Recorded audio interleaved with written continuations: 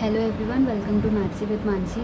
सो नया टॉपिक शुरू करने से पहले एक बार हम ये जो क्वेश्चंस दिए हुए हैं इनको डिस्कस कर लेते हैं, ताकि जो हमने पहले पढ़ा वो आपको समझ आया या नहीं उसकी आपको क्लैरिटी हो जाए। सो क्वेश्चन नंबर 1 है कि which of the following are matter. इनमें से कौन कौन सी चीज़ें जो इन्होंने यहाँ पर मेंशन की है, इनमें से कौन सी चीज़ें मैटर है और कौन सी चीज़ें मैटर नहीं हैं। तो हमने ये पढ़ा था कि मैटर क्या होता है, यूनिवर्स में जितनी भी सारी चीज़ें हैं वो सब मैटर होती है। If they have some kind of mass and they occupy some kind of space, तो वो सब चीज़ें मैटर होती है। तो क्या चेयर एक मैटर है? तो येस, बिल्कुल चेयर एक मैटर है। Chair has some kind of mass and it is occupying space, it has some volume in present, so chair is matter. Is air matter? तो हाँ, एयर भी बिल्कुल एक मैटर है, क्योंकि एयर में बहुत सारे पार्टिकल्स होते हैं, oxygen, carbon dioxide, nitrogen etcetera, dust particles और भी बहुत कुछ, वाटर मॉलिक्यूल्स, सब कुछ एयर में प्रेजेंट होता है। तो एयर कोई एम्प्टी चीज़ नहीं है, एयर के अंदर पार्टिकल्स हैं मैटर के। एयर खुद एक मैटर है, इसके पास कुछ ना कुछ मास है and it occupies space and volume. Okay, vacuum नहीं है उस जगह पर। जिस जगह पर एयर नहीं होगी उस जगह को हम बोलेंगे कि वो वैक्यूम है, तो वहाँ पर मैटर नहीं है। लेकिन वैक्यूम में मैटर नहीं है, लेकिन अभी एयर लिखा है तो एयर के अंदर तो मैटर है बिल्कुल। Is love matter? तो no, we can't say love is not matter. Love is a kind of feeling and it's a kind of emotion. It doesn't really materially exist in the world, है ना। Universe में ऐसे materially नहीं है। It doesn't have any kind of mass, or it doesn't have any kind of volume, it doesn't occupy space, so it's a kind of an abstract concept, not a real material object thing, है ना। So it like love is not made up of molecules of oxygen or something like that, so we can't say, so love is not matter. Smell, what kind of smell are we talking about? So can we smell क्या है? It is a kind of sense, जैसे 5 senses होते हैं ना हमारे पास, to be able to see, to be able to touch, to be able to smell, to be able to taste. तो smell is a kind of smell is a feeling, again it's like a sense, it's not really a matter, it doesn't have any kind of mass, it doesn't occupy space, it's a feeling, it's a physiological phenomena, so smell is not matter. Hate, similar to love, hate is also not matter, it is a concept, it's not like, it doesn't really materially exist in the world, it doesn't have any mass, it doesn't occupy space like that, so hate is also not matter. Almonds, so almonds या almonds, they are obviously they are matter, क्योंकि they have some kind of mass and they occupy space. Thought, so thought is again not matter, मतलब अगर आप सिर्फ ऐसा सोच वाला thought कर रहे हो तो थॉट इज़ नॉट मैटर, है ना। It's just thought is not matter, you can understand it, है ना। अब बहुत ज़्यादा डीपली नहीं जाएंगे कि हमारे न्यूरॉन्स में केमिकल हो रहा है वो सब, वो neuron is matter, not the thought, ठीक है। Second, cold, so cold again it's a state of feeling, it's a state of एक स्टेट है कि कोल्ड फील हो रहा है, हॉट फील हो रहा है, it's not a material thing, it's doesn't have any mass, it doesn't occupy any space, so cold is not matter. Lemon water, तो lemon water is absolutely matter, it has lemon water, lemon is matter, water is matter, both of these are matter, so lemon water is matter, ये तो कोई doubt ही नहीं है. Smell of perfume, so perfume here is matter, but smell of perfume is not really matter. Smell of perfume, like sense वाली बात करें तो हम वो that is not matter, but perfume is matter obviously, ठीक है। सो ये वाला थोड़ा स्मेल ऑफ परफ्यूम का थोड़ा सा और इनको अच्छे से बताना होगा कि what do they really mean by that.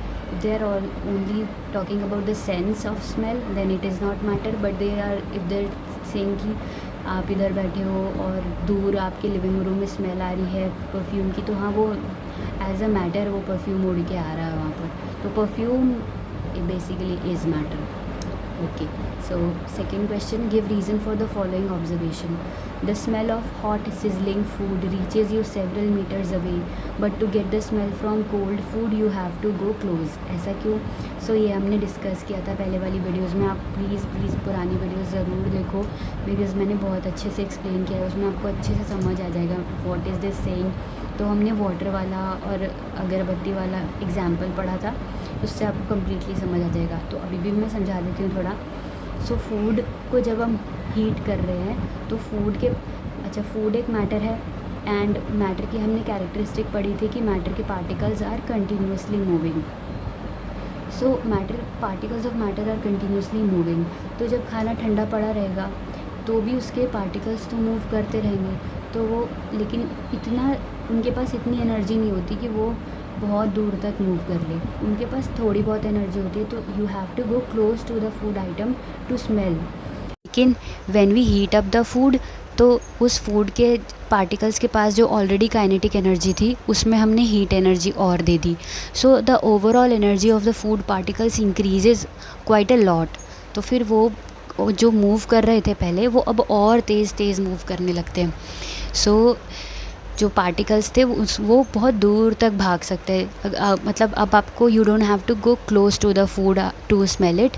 अब वो जो स्मेल है वो खुद आप तक आ जाएगी, क्योंकि वो पार्टिकल्स उड़ के, because they are all moving, so और एनर्जी दे दी। तो वो पार्टिकल्स मूव करते करते इंसान तक दूर तक पहुंच जाएंगे। सो ये इसका एक रीज़न है। तो ये आपको आई होप समझ आ गया होगा, क्योंकि हीट करने से kinetic energy of the particles increases, that is why they reach faster to the person. So the third question is, a diver is able to cut through water in a swimming pool. Which property of matter does this observation show? तो एक driver है, वो पानी के अंदर move कर रहा है, स्विमिंग पूल में है, तो पानी के अंदर ही कैन डाइव, है ना, एबल टू कट थ्रू। ऐसा नहीं है कि वो पानी पत्थर नहीं है, जैसे कि अगर हम फ्लोर पर बैठे हैं तो हम बस बैठे हैं, we can't really cut through that. तो but a diver is able to cut through water in a swimming pool. ऐसा क्यों? बिकॉज़ ये हमने ऑलरेडी पढ़ा था कि पानी के पार्टिकल्स जो है उनके बीच में space is greater than the particles की space between like in a solid. So जितनी ज़्यादा स्पेस होती है पार्टिकल्स की किसी मैटर के अंदर, सो एक बार इसको अच्छे से समझाती हूँ। देखो, मैटर जो भी होता है उसके अंदर जितने भी पार्टिकल्स होते हैं, they always have some kind of space between them.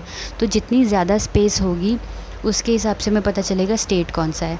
तो सबसे कम स्पेस होती है सॉलिड स्टेट में, उससे ज़्यादा स्पेस होती है वाटर लिक्विड स्टेट में, और सबसे ज़्यादा स्पेस बिटवीन पार्टिकल्स होती है गैसियस स्टेट में।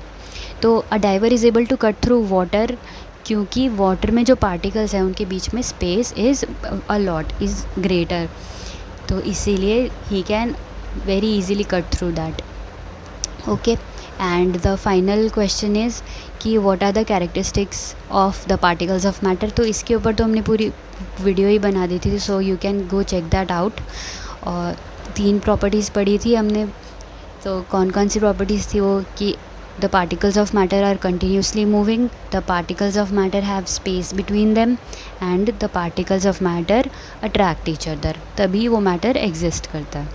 ओके, सो आई होप आपको मज़ा आया होगा ये क्वेश्चंस के आंसर्स करके।